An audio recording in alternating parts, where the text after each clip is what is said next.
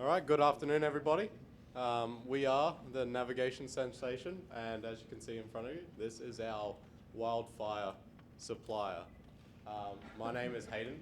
I am the hardware team lead. My name is Lina Bengston. I'm on the hardware team. I'm Biondi. I'm the software team lead. I'm Gerard, Debold. I'm on the software team. My name is Cervantes, and I'm on the software team.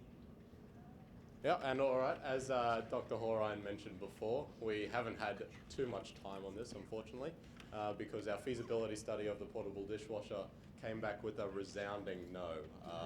So, without further ado, let's take it away. So, as Dr. Horine just said before, our project is an autonomous vehicle designed to bring supplies or goods to firefighters while they're fighting fires. So, in that case, you have to traverse pretty difficult terrain, and this terrain would need some avoidance of path blockages or down trees, fires, and in that we need several sensors. But we'll talk about that later. We also need GPS and magnetometer to track where we are in comparison to our destination. So, as we don't have a large budget or very much time, we went for more of a proof of concept more than anything.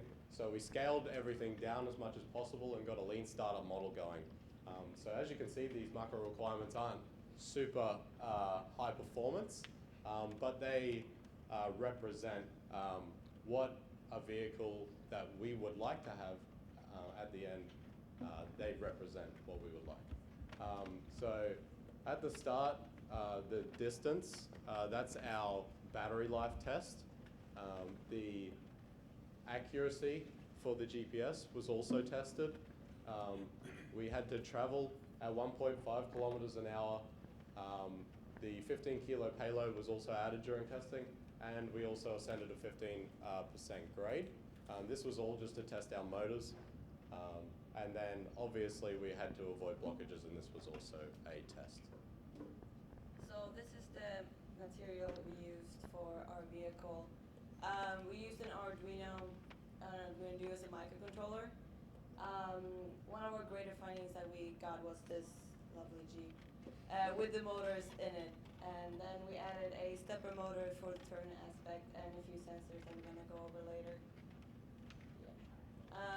With our limited budget and limited time, but mostly budget for this case, we could only buy a limited amount of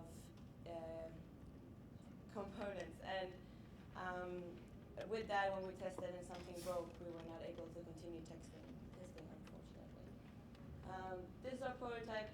It has 115 centimeters in length, 82 centimeters in width, and is 52 centimeters high. It's around 20 kilos. We have 5 US sensors on this, 1 at the top, 2 at the corners, and 2 at the sides, and the rest we'll talk about later.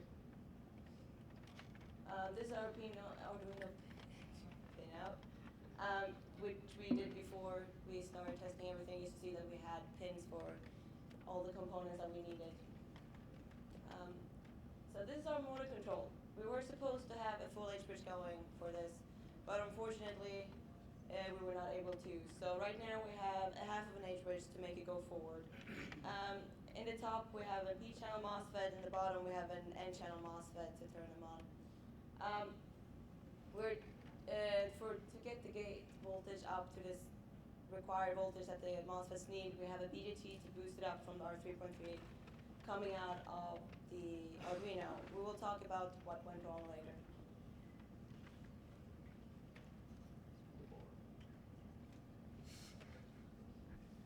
So right here in the front side of this vehicle, we have our ultrasonic sensors, which is comprised of 2 different parts. One part that transmits the ultrasonic waves, and one part that receives those waves. Our main purpose to use these ultrasonic sensors is to help detect and avoid objects in the vehicle's path. And to do that, we wanted to measure the distance of these of the object via the sound waves at a specific frequency, and then listen to those sound waves to help bounce it right back. And so we calculated our distance to be 3.75 meters. And so when we drive these vehicles, it would detect the object, and when it stops at that specific distance, the vehicle would stop. And so long as it goes around that threshold, then it won't be able to go further than that. All right. So for these sensors,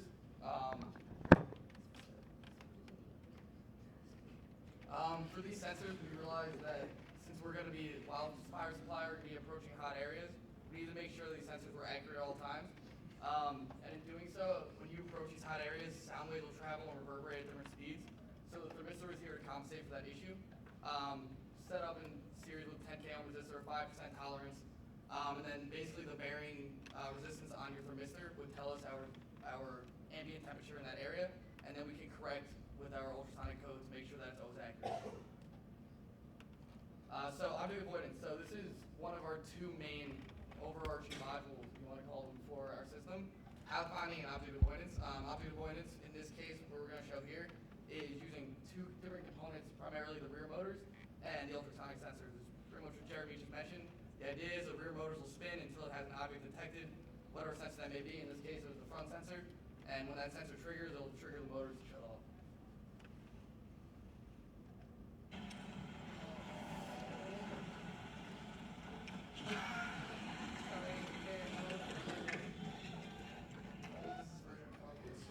It's a brick wall.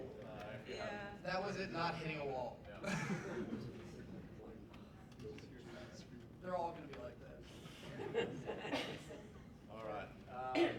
So as you can see, we just sort of had our vehicle stop when an object was detected. But what we thought was going to be a good idea was that we could turn the vehicle to avoid these objects. And that's why we got the stepper motor.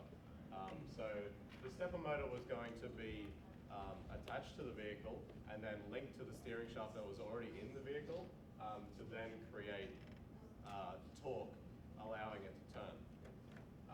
So what we had to do was to place a mounting board inside our vehicle, and we just used some very simple geometry to calculate that angle, and then we placed the stepper perpendicular to that, and that allowed us to have the stepper motor parallel to our steering shaft.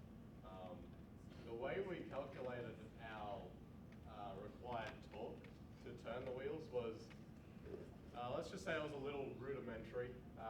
Unfortunately, we didn't have some great materials to do this. So what we used was a luggage weight or scale, where you would pull up on the steering wheel until it turned. And then when it turned, you read the reading on the scale, and we turned this mass into a force, and then that force was then calculated with the radius of the wheel acting as a lever arm, and that then gave us our required torque. So this allowed us to purchase a stepper motor with similar ratings, and then we used the gear ratio to step up the torque that we needed to get to. So originally we were going to use custom H bridges for our bipolar stepper, but we had some problems with the H bridges, as Lina will go into a little bit later. So in the end, we got a drive board. This would allow us to control the stepper motor quite easily, but unfortunately, due to the rudimentary calculations that we calculated already, this made our board a little bit too underpowered. But we did get a couple of tests, and this is one of them. Hopefully it's straight. Ready to turn your heads? So Lina's standing right here, videoing, and as it comes towards her, it senses her, and then as it senses, it starts to turn. Sorry for the video. So one of our other main software modules is called Pathfinding. Pathfinding, the goal here is to make sure that we can reach our destination, that we're on track, and we get within 10 that comprised of two major components. The first of which was a GPS. The GPS, with respect to that, we're reading in our current position regularly and updating our distance between our current position and our destination. That'll be able to tell us once we've been within that 10 meters. And the magnetometer will obtain our vehicle direction with respect to magnetic north, and then knowing our destination. We can together combine these to determine if our course is on path to actually reach our destination. So in a simple pathfinding test, we picked the coordinates for right in front of the RLC building as our start, and the endpoint was right behind the Kelly Commons building. And we walked with the circuit you saw previously with the GPS and the magnetometer to determine if we could get there, and we could get within 10 meters of our destination. So some of these intermediate values, the bearing angle and the heading are used to calculate the final angle you are off course. The bearing with respect to true north, and the heading is our current direction with respect to magnetic north. And towards the end of the program, you can see when we got close enough to the Kelly Commons, we were notified via the distance component of our GPS that we were within 10 meters, precisely about 2.7 meters of our destination. Okay, so for the overall software integration, it was what I touched on earlier. There's two main components, it's two cases, switching case statement. Basically, the idea here is that obviously avoiding your objects is always going to be your priority, because you can be on your path as long as you want, but you need to make sure that you're scanning continuously along our 5 sensors. So we had an algorithm to run the 5 sensors and make sure that if any sensor was hit, at that time you switch the object avoidance case, and there would be a specific function for each